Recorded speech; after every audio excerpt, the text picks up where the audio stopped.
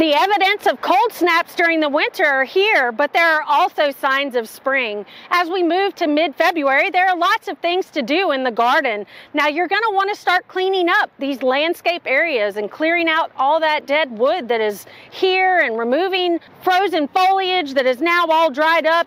And it's also a great time to fertilize any of your spring blooming bulbs in addition to your cool season annuals that are still in the landscape. You can see all this beautiful new green growth here coming out at the nodes. You can clean these up.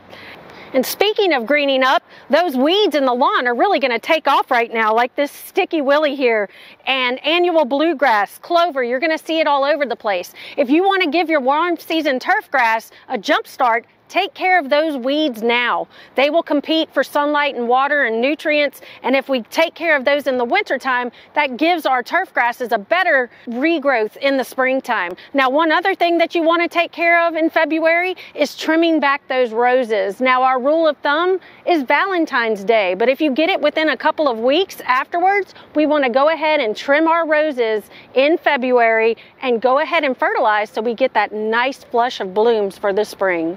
For Get It Growing, I'm Heather Kirk-Ballard with the LSU AgCenter.